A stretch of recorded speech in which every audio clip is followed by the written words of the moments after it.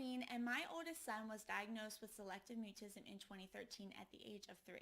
Through getting the right treatment and a lot of hard work, he is now verbal in all settings. Today I'm going to share with you the first activity we did to help our son overcome his selective mutism. I hope it will be a great starting point for you as well. Alright, I'm going to be introducing you to the giving and taking game.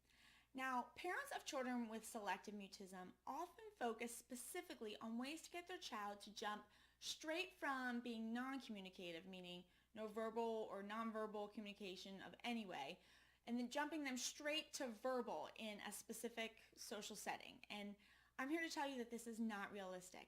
You need to understand that there are steps between being non-communicative and verbal that a child will need to build upon before they're able to make this transition to comfortably speaking out loud. So the first step is to focus on nonverbal communication with your child. Now, one of the easiest ways to do this, and the first step we ever took with my son, was having him give something to someone or take something from someone. So what does this actually mean? This means when you are paying at a store, have your child give the money to the cashier or take the receipt from them. When you go to somewhere that requires tickets, have them give the ticket collector the tickets instead of you doing it yourself. At a restaurant, have your child give the menus back to the waiter or waitress after they take your order. If someone comes to your house that they are not comfortable speaking with, you can have them hand over, give the guest a drink or have them take their coat. Same with a friend who comes over to play. Have your child hand out the supplies that they're playing with, maybe the Play-Doh or the trucks or the dolls or the game pieces, whatever they are going to play with the other child. Anything that needs to be given or taken from someone when you are out, allow your child to do these things. This is nonverbal communication in its most basic form, and it is the first step in moving your child from non-communicative to verbal. Okay, so now you might be saying, how am I going to get my child to be a willing participant and actually want to do this?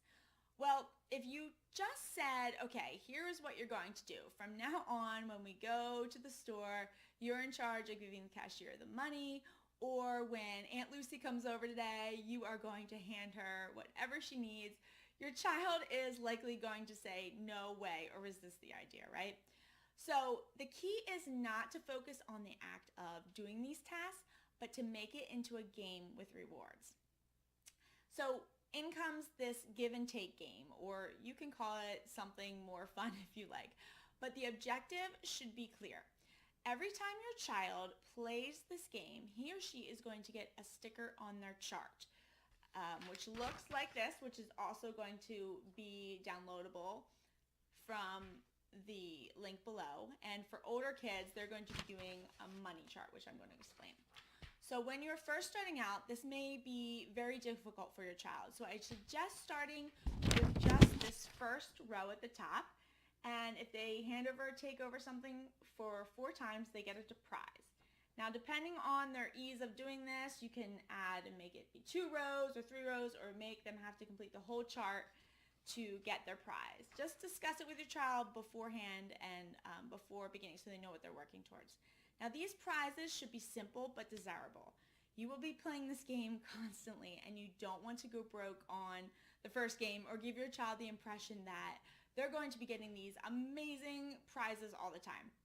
For younger kids, a prize bowl with lollipops or dollar store prize is plenty. For older children, I suggest using these money coupons, which there's also a link below where you can download this for free.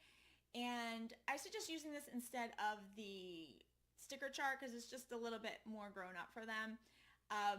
And so every time they play the give and take game, they can earn one of these little dollars. And you will determine ahead of time with them how many they will need to get their prize. And for older kids, maybe something like if they get 5 or 10 of these little money coupons, then they can turn them in for maybe 15 more minutes of video game time, or they get to pick the dinner for the night, or go out for a treat, something like that. That would really motivate older children to want to participate as well. And then lastly, you are going to want to practice this with your child before beginning this game. Handing something to someone or taking something from a person may seem like no big deal to you, but for a child who has selective mutism and is non-communicative, this type of non-verbal communication can be very scary and unfamiliar to them. So practice being a cashier for your child at home. Play grocery store and have them hand you money or a credit card. Think of ways that your child can play the give and take game and really role play these scenarios to build their confidence before trying it out in the real world.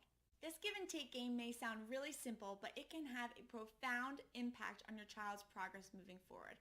I can't wait to hear how it works for your child.